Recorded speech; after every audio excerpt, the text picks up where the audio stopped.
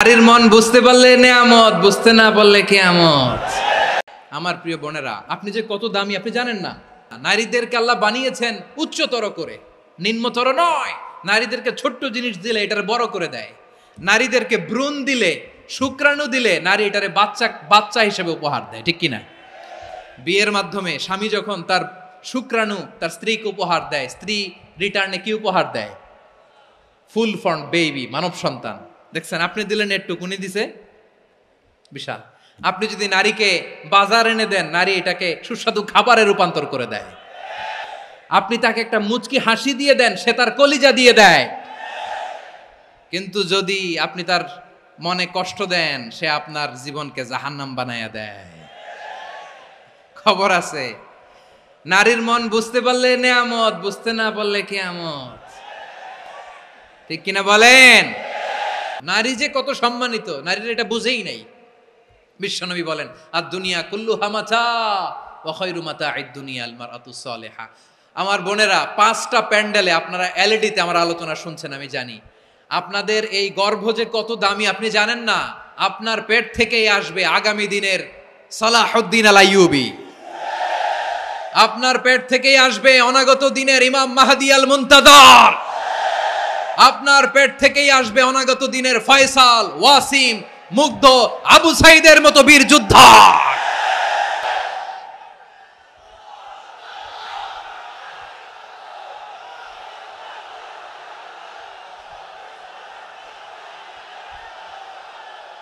আমার প্রিয় বোনেরা, আমার প্রিয় বোনেরা, বিশ্বনবীর কথার ওজন খেয়াল করেন। আর দুনিয়া কুল্লুহা মাতা ওয়া খায়রু মাতা'আদ দুনিয়া আল মারআতুস সালিহা। দুনিয়ার সবকিছুই অ্যাসেট, এর মধ্যে সবচেয়ে দামি অ্যাসেট নেককার নারী। আপনার গর্ভ যে কত দামি আপনি জানেন না। নিজের সময়টাকে কাজে লাগান, কোরআন পড়েন, সুন্নাহ পড়েন। আপনার অনেক দায়িত্ব ঘরে। You are the MD of your family. একটা family it's a very big institution. পরিবার একটা অনেক বড় প্রতিষ্ঠান। And you are the MD of your institution. আপনি এই পরিবারের MD, managing director of your family. এখানে আপনার কত দায়িত্ব। আপনি ছেলে মেয়েদেরকে তারবিয়া করবেন। আপনি আপনার স্বামীর জন্য ঘরটারে জান্নাতের নীর বানাবেন। আপনার জন্য জান্নাতের ডুপ্লেক্স বাড়ি ওইখানে তৈরি করে রাখবে কে?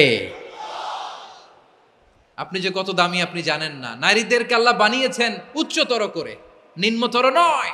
আমার প্রিয় বোনেরা, আপনি যে কত দামি আপনি জানেন না। জানেন না আপনি কত দামি, অনেক দামি আপনি। আপনাদেরকে যেন ভোগের সস্তা পণ্য বানাতে না পারে, আপনাদেরকে সচেতন থাকতে হবে, সজাগ থাকতে হবে, কনসার্ন থাকতে হবে। শয়তানের ওই হাতছানির দিকে আর নজর দেওয়া যাবে না। তাহলে কেন আল্লাহ তাআলা এই ফাহশা, অশ্লীলতাকে হারাম করলেন? 1 নাম্বার, এতে হিউম্যান ডিগনিটি কমে। 2 নাম্বার, এতে মানুষের অধিকার নষ্ট হয়। আপনি বিয়ে করেছেন, এরে পরকিয়া করেন, ওর সাথে এরকম আছে না নাই? স্ত্রীর অধিকার নষ্ট করেছেন। আপনি বিবাহ সম্পর্কে আবদ্ধ হয়েছেন তার সাথে, আপনি পরকিয়া করেন ওই ছেলের সাথে, আপনি আপনার হাজবেন্ডের সাথে বিট্রে করেছেন। এজন্য আল্লাহ অশ্লীলতাকে হারাম করেছেন। অশ্লীলতাকে হারাম করার আরেকটা কারণ হচ্ছে আল্লাহ তাআলা এই হিউম্যান জেনারেশনকে এটাকে প্রিজার্ভ করতে চায়। হিফজুন নাসল, এটা মাকাসিদুশ শরিয়ার অনেক গুরুত্বপূর্ণ একটা মাকাসিদ, অনেক গুরুত্বপূর্ণ। আপনার নাসল, আপনার জেনারেশনকে সংরক্ষণ করা। এই যে আসতেছে ফেব্রুয়ারি, কত ফেব্রুয়ারি যেন? এটা কি বিশ্ব ভালোবাসা দিবস? হ্যাঁ, কি দিবস? এই বিশ্ব ভালোবাসা দিবসের সাথে মুসলমানদের কোনো সম্পর্ক নাই। আমার প্রিয় ভাইরা, এই যে আপনি অবৈধ সম্পর্কে জড়ালেন, কেন আল্লাহ অশ্লীলতাকে হারাম করেছে দেখেন। বলতেছিলাম যে এটা আপনার নাসল, আপনার জেনারেশন, আপনার লিনিয়েজ, আপনার বংশকে প্রিজার্ভ করা। কে কার বাবা, কে কার মা, বাবা মা জানা, প্রজন্মকে প্রিজার্ভ করা, এটা ইসলাম ওয়াজিব করে দিয়েছে।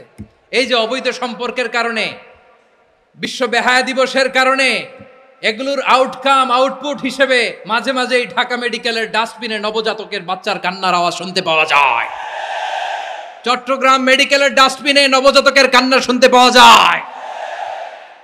বীর চট্টলার মুসলমানেরা বুঝতে পারলে আওয়াজ করে বলেন, এই যে চট্টগ্রাম মেডিকেলে যে নবজাতকটা পাওয়া গেল, ওর বাবাকে আমাকে বলেন। ওর বাবাকে, ওর মাকে, ও কোন ফ্যামিলির সন্তান কেউ জানে? আপনি হিউম্যান ডিগনিটিকে অপমান করেছেন না? আপনি তার ভবিষ্যৎকে অন্ধকার করেছেন না, আপনি তার লিনিয়েজকে প্রশ্নবিদ্ধ করে দিয়েছেন না। এই জন্য আল্লাহ তাআলা অশ্লীলতাকে আমাদের জন্য হারাম করে দিয়েছেন। পড়েন সুবহানাল্লাহ। এই জন্য রাব্বুল আলামিন বলেন, কুল ইন্নামা حرم ربي الفواحش ما ظهر منها وما بطن। প্রকাশ্য অপ্রকাশ্য সব অশ্লীলতাকে হারাম ঘোষণা করে দিয়েছে কে?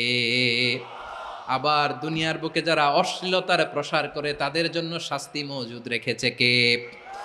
রব্বুল আলামিন বলেন, ইন্নাল্লাযীনা ইউহিব্বুনা আন তাশিআল ফাহিশাতু ফিল্লাযীনা আমানু লাহুম আযাবুন আলীমুন ফিদ দুনিয়া ওয়াল আখিরাতি ওয়াল্লাহু ইয়ালামু ওয়া আনতুম লা তা'লামুন। নিশ্চয়ই যারা বিশ্বাসীদের মাঝে অশ্লীলতার প্রচার প্রসার করতে চায় তাদের জন্য আমি মর্মন্তুদ শাস্তি প্রস্তুত করে রেখেছি, দুনিয়াতেও রেখেছি, আখিরাতেও রেখেছি। ঘোষণাটা কার? যারা এই নাটকের নামে, সিনেমার নামে, রূপালী জগতের নামে, মুভির নামে, ওটিটি প্ল্যাটফর্মের নামে আমার সমাজে অশ্লীলতা ছড়াতে চায় তাদের জন্য কঠিন মর্মন্তুদ শাস্তি মজুদ রেখে দিয়েছে কে? ও আমার বোনেরা, এখনো আপনি জাগবেন না? এখনো আপনার চিন্তার দুয়ারে এখনো নাড়া পড়ে নাই? ওরা আপনাকে উলঙ্গ বানাতে চায়, ওরা আপনাকে আইটেম গার্ল বানাতে চায়। এজন্য ইসলাম অশ্লীলতাকে হারাম করেছে। হারাম। ইসলাম বলেছে যোজন যোজন দূরে থাকো, ওরা বলে না কাছে আসো, কাছে আসার গল্প, ক্লোজ আপ ওয়ান, কাছে আসার গল্প আছে না নাই? চট্টগ্রামে তো এগুলো নাই মাশাআল্লাহ। হ্যাঁ, এখানেও আছে ক্লোজ আপ ওয়ান, কাছে আসার গল্প। আল্লাহ বলেন ওয়ালা তাকরাবুজ জিনা, কাছেও এসো না, জিনা থেকে যোজন যোজন কিলো দূরে থাকো, ওরা বলে কাছে আসার গল্প। আমার বীর চট্টলার ভাইয়েরা, কাছে আসতে হলে আমরা কোরআনের কাছে আসব, কাছে আসতে হলে নবীর কাছে আসব, কাছে আসার গল্প হবে আমার রবের কাছে আসার গল্প। চিল্লায় বলো ঠিক কিনা?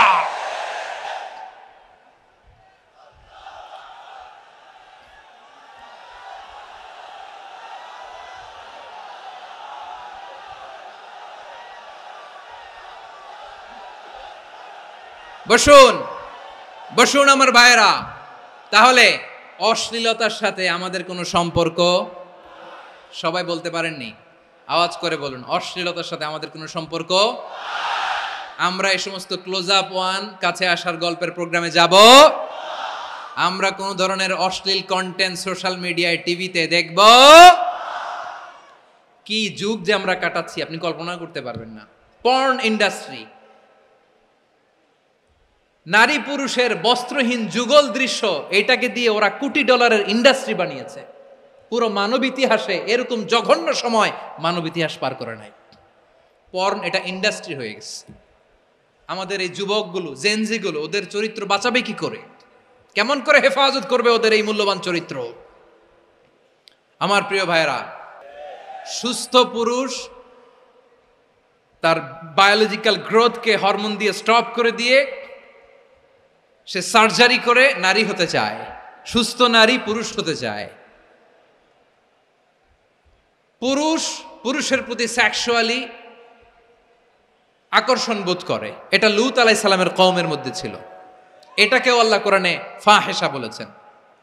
ওয়ালুতান ইয ক্বালা লিকাওমিহি আতাতুনাল ফাহিশাতা মা সাবাকাকুম বিহা মিন আহাদিম মিনাল আলামিন। লূত আলাইহিস সালাম বললেন, তোমরা কি এমন এক অশ্লীল কার্যক্রমে ডুব দিলে নাকি যেটা গোটা বিশ্বের কেউ কখনো করে নাই? তোমরাই প্রথম করেছো। পড়েন নাউযুবিল্লাহ। এই পশ্চিমের এই রোগ আমার দেশে যেন আসতে না পারে, আমাদের সজাগ থাকতে হবে। প্রিয় ভাইরা, চিল্লায় বলেন ঠিক কিনা? পশ্চিমের অবস্থা ভয়ঙ্কর।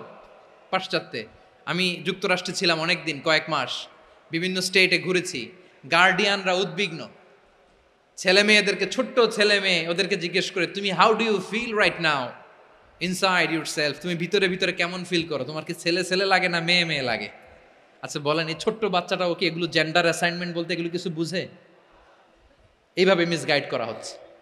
কৌতূহলবশত ছোট্ট ছেলে যদি বলে আমার তো মেয়ে মেয়ে লাগে, তখন বলে যে না তুমি মেয়ে, ছেলে না। মা বাবা বাধা দিলে ওকে আলাদা গভর্নমেন্ট হাউসে নিয়ে যায়।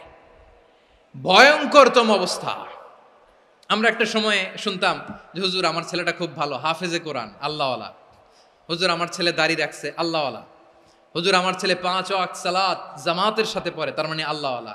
পশ্চিমে যে আমি কি শুনছি জানেন? ওরা বলে হুজুর আমার ছেলেটা ইউনিভার্সিটির একটা মেয়ের সাথে প্রেম করে, ও খুব আল্লাহওয়ালা, হুজুর দোয়া করবেন। এর কারণ ওদের কাছে আল্লাহওয়ালার ক্রাইটেরিয়া হচ্ছে হুজুর আমার ছেলেটা আরেক ছেলেরে পছন্দ করে নাই, আমার মেয়েটা আরেক মেয়েকে ভালোবাসে নাই, এজন্য আমার ছেলেটা আল্লাহওয়ালা, হুজুর ওর জন্য একটু দোয়া করে দিয়েন। কি চ্যালেঞ্জ ওরা ফেস করতেছে। ওনার ছেলে যে আরেক ছেলেরে বিয়ে করবে না, এটাতেই উনি খুশি যে আলহামদুলিল্লাহ আমার ছেলেটা একটা মেয়েরে ভালোবাসে, আমার মেয়েটা একটা ছেলেরে ভালোবাসে, মানে এটা খুব আল্লাহওয়ালা। নাউজুবিল্লাহ পড়তে পারলেন না? এজন্য অশ্লীলতার সাথে আমাদের কোনো সম্পর্ক